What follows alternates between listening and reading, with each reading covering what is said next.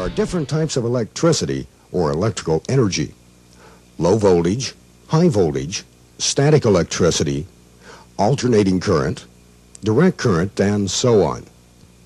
Let's look at a plug on some equipment. The large prong, as shown here, is a grounding prong. Essentially, it's your protection from shock in the event of a malfunction or short in the equipment.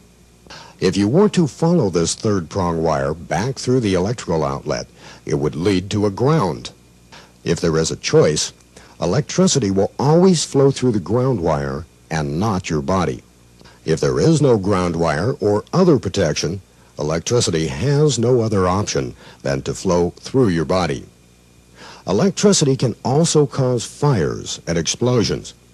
Flammable agents and many other flammables found in work environments can be ignited by electrical sparks and even static electricity.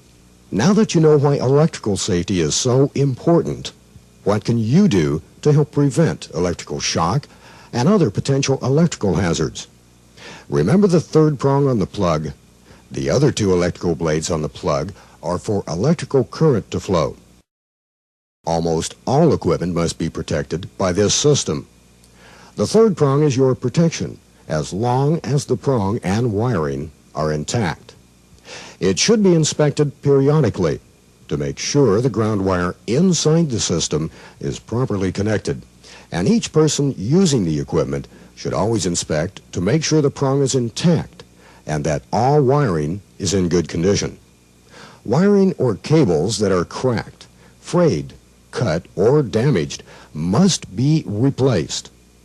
Inspect the connections to your equipment. If you notice any loose or worn parts, report it so it can be corrected.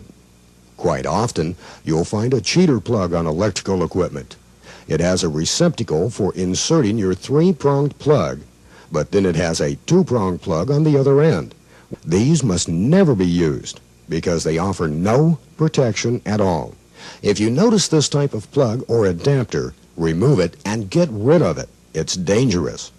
There may be some approved appliances and tools in your work environment that use only the two-prong plug, as shown here. It can only be used with double insulated equipment. The protection is provided by double insulation inside the equipment and not through a grounding wire and grounding prong. The equipment must state double insulated on the manufacturer's data plate. If it doesn't state double insulated, then the third prong and grounding wire plugs must be used. Naturally, liquids and electricity don't mix. Never use electrical equipment when any part of your body is standing on or near fluids. Make absolutely sure the electrical equipment you use is safe to use and it's being used in a safe manner. Generally, the best advice is never place electrical cords where they can be tripped over or receive excessive wear. Damage can occur inside the cords with rough treatment. Remove electrical plugs from the wall receptacles by pulling on the plug, not the cord. Avoid kinking, crushing, or binding cords. Inspect cords and cables frequently for wear, especially at the plug and connectors. Avoid overloading any electrical circuits. This includes not using octopus adapters, which allow you to plug in more appliances than is authorized on each receptacle. Extension cords must be of the same thickness and rating as that of the equipment cord. Immediately unplug any equipment if it begins to smoke or does not seem to work properly.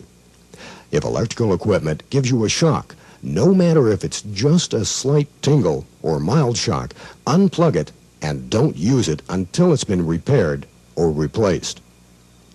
Have we left any important information out of this program? Probably 1,000 other things, but the program has been designed to make you more aware of electrical safety, so you can continue your education and knowledge by knowing and understanding your organization's policies and procedures, being more aware about safety and the safety of all employees. It's a worthwhile endeavor, and it does save lives. Thank you.